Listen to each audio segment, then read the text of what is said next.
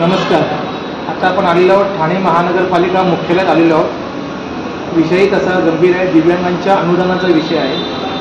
आपल्या सर्वांना कल्पना असेल की 8 जुलै रोजी ठाण्याचे खासदार नरेशजी म्हस्के साहेब यांच्या पुढाकाराने आयुक्तांच्या दालनात आयुक्त सौरभराव यांच्या दालनामध्ये दिव्यांगांच्या अनुदानाबाबतीमध्ये एक बैठक आयोजित केली होती. कारण की गेली 2 वर्षापासून ठाण्यातील दिव्यांगांना अनुदान मिळत नव्हतं.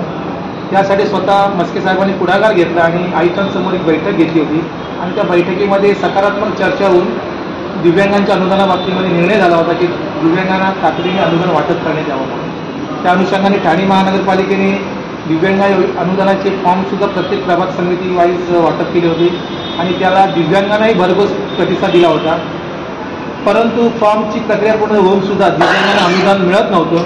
तुम्हाला सर्वांना कल्पना असेल की आत्ताच आपल्या सर्व पेपरला बातमी आलेली आहे. दसऱ्यानंतर आपल्या जी निवडणुकीची जी आहे विधानसभा निवडणूक महाराष्ट्र राज्याची, त्याची आचारसंहिता ही आपल्या दसऱ्यानंतर लागणार आहे. त्यामुळे कुठेतरी या दसऱ्याच्या पूर्वी म्हणजे दसऱ्याच्या शुभमुहूर्तावरती ठाण्यातील दिव्यांगांना अनुदानाचा लाभ मिळावा. प्रत्येक दिव्यांग व्यक्तीला 24,000चं अनुदान मिळावं, जेणेकरून त्याचं जीवन आनंदमय होईल.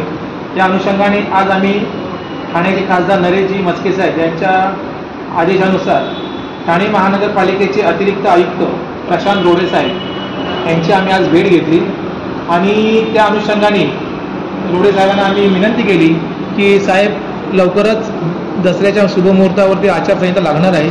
त्यापूर्वी ठाण्यातील दिव्यांगांना अनुदान वाटप व्हावं, जेणेकरून आचारसंहितेचा फटका दिव्यांगांवर पडू नये. तर आयुक्त साहेबांनी स्वतः त्या विभागाचे ज्या प्रमुख आहेत समाज विकास विभागाचे अनघा कदम मॅडम, त्यांना आमच्यासमोर त्यांनी फोन लावला आणि त्याबाबत स्पष्टपणे निर्देश दिले की आपल्याला दिव्यांगांना अनुदान हे दसऱ्यापूर्वी वाटायचं आहे. त्यासाठी जी काय आपली कार्यप्रणाली आहे ती जलद गतीने करण्यात यावी.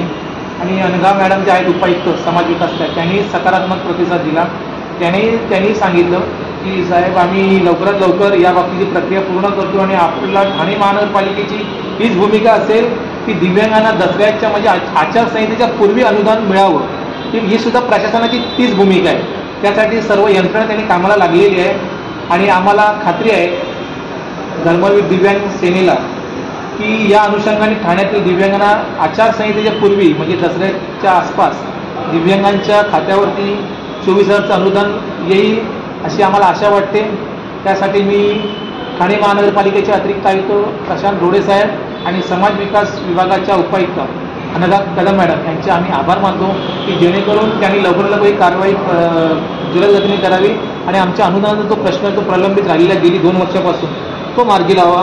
अशा प्रकारची विनंती प्रशासनाला आम्ही करतो.